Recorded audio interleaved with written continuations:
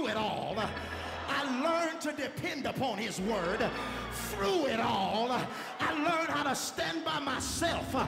Through it all, I learned how to grab devils by the throat and kick the hell out of devils. Through it. Touch somebody, tell them through it all. Sit down. I've learned how to trust him. My strength wavered, but my trust increased it. My praise wavered, but my trust increased. My victory, I felt like it was slipping away, but my praise got intense. Touch somebody, tell them through it all. Got a little ways to go, sit down. One of the most, somebody say, yes, sir, yes, sir. Yes, sir. Yes, sir. One of the most significant problems in church today, not going to keep you long, hang with me a little while longer.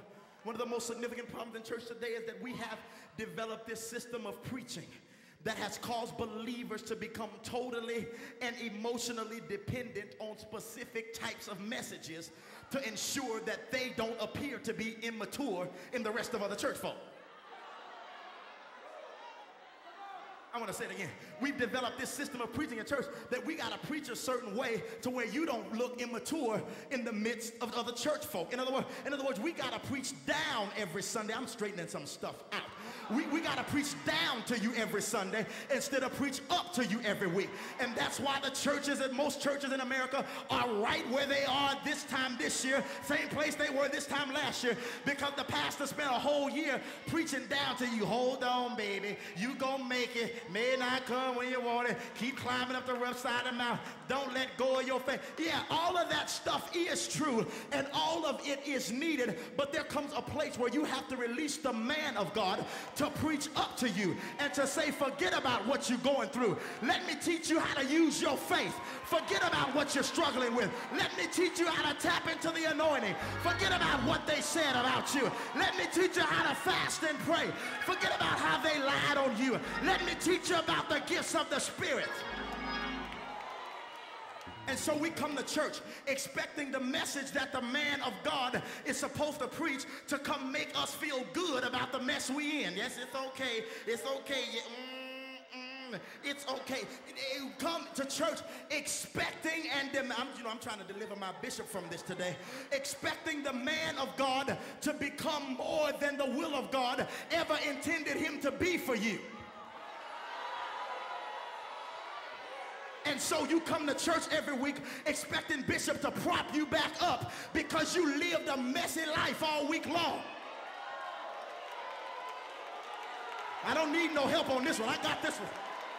You come to church expecting Bishop to say nice and cute things over you when you've been acting the devil all week long. Just come prop me back up again. Prop me back up again. Don't let me do it. Dependent on folk. You're still living in the realm that says, when my heart is overwhelmed, lead me to the rock that's higher than I. And that was not supposed to be a realm to stay in. That was supposed to be a realm to go through. You shouldn't be saying, when my heart is overwhelmed, lead me to the rock that's higher than I. By now, you should be saying, I will encourage myself in the Lord. I will bless the Lord at all times. His prayer, I can do all things. Touch somebody, tell them I can do all things through Christ that gives me the strength. And so we come to church, we want a cheerleader, and we want a puppet master to play with our emotions and tickle our emotions. But touch somebody, tell them, this time I'm going to praise. This time I'm going to lift him. Too much dependency on people. Listen to me, I'm not going to be much longer. Am I helping anybody?